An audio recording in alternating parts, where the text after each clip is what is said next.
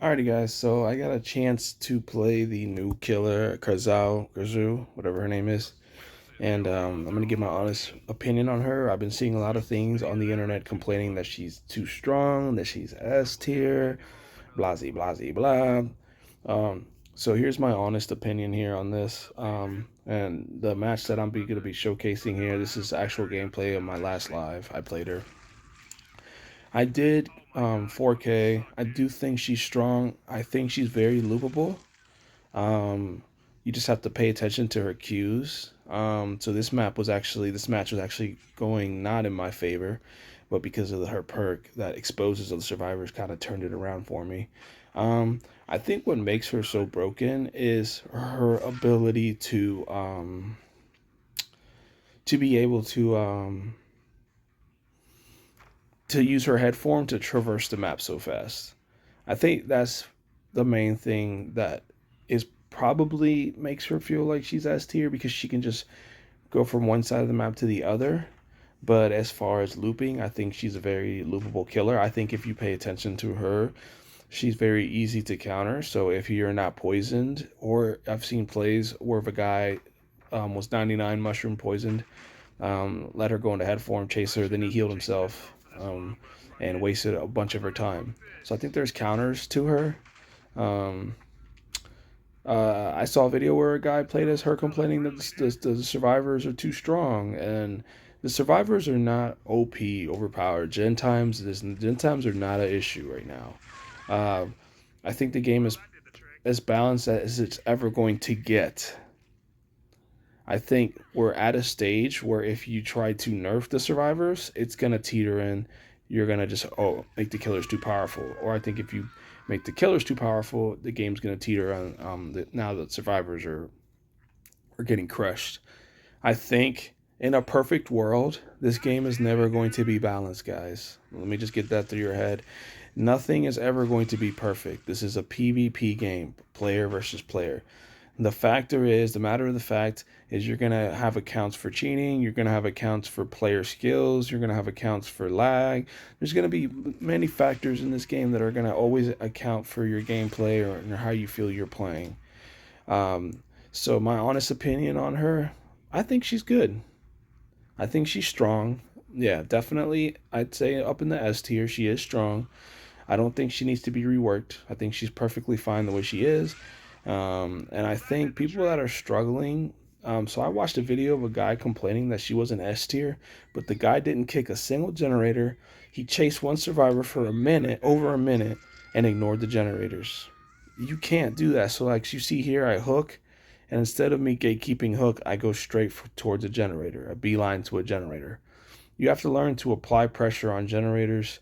You have to learn to push survivors. You have to learn to spread your pressure. You can't keep all your pressure on one survivor. If not, you're always going to lose your matches. But yeah, in my honest opinion, I think she's fine. I think the survivor side is good. I think the game is pretty solid right now. But yeah, I've only played her one match, so and I have to go to work today, so I look forward to playing her some more. But if I had to rank her, she's definitely S tier, and the only reason I put her in S because I would normally just put her in A is because of the ability she has with her head, where she can just travel the map super fast. That puts her in S tier for sure. So any killer that can just speed lunge through the map is always going to be up there, in the top. But anyways, it's just a quick little match. Yeah, if you guys are struggling like against survivors, I know that once you start getting climbing up in the MMR, it does become very hard.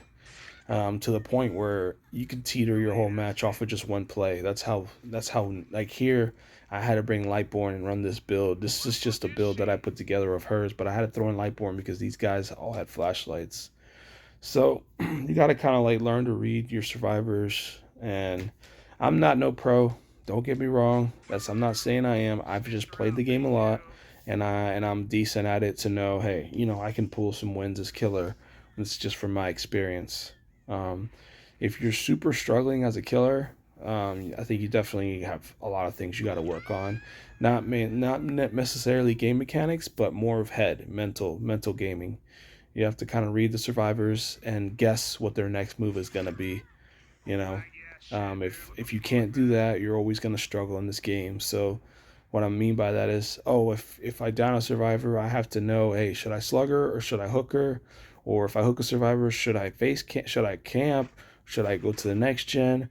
Read how many generators you have left. Read what the survivors are trying to do. Like right here, I'm applying pressure. I got them. I got one on the hook, one slugged. I know they're not on gens because I'm applying pressure. And I have to do this because these guys are gen rushing me. So I'm applying a little bit of pressure right here. And I'm going to go. I let them get her off the hook. So I walk towards the girl that slugs. Right here. No, not right here. But what I'm doing here is I'm wasting time. And I'm forcing them to come to me. So that's what I'm trying to do here. So get them off gens, come towards me, all injured. See right here, they got her off the hook. So see, I realized right away that's not worth my time to chase her. So I go back to slug, and then I pick slug up. And it's just like when you're playing killer, one mistake of a choice that you make could cost you your whole match. This is why you really have to. It's like a game of chess. You really have to make sure you make the right calls. So here I hook and I immediately just beelined it to the generator. Because I know, the face camping hook is not worth it. In the guy's video that I watched, he face camped the hook the entire time. I was like, what are you doing, dude? Like, he didn't kick gens, he face camped hooks, he didn't have any gen regression perks. Of course you're gonna lose every match if you play like that. So here I go back, I use my pop, and I just, I'm applying pressure all the way around. And I do like her new perk that makes her undetectable, her hex. And then my tear radius switches to the generator. It's kind of like an unforeseen, but just totem build version. So yeah, this match went really well for me. If you guys want to check it out, go to my live, it's there. And it's just my opinion on the new killer. I definitely rank her S tier, but only because of the ability she has with her head to fly across the map. And sorry about that.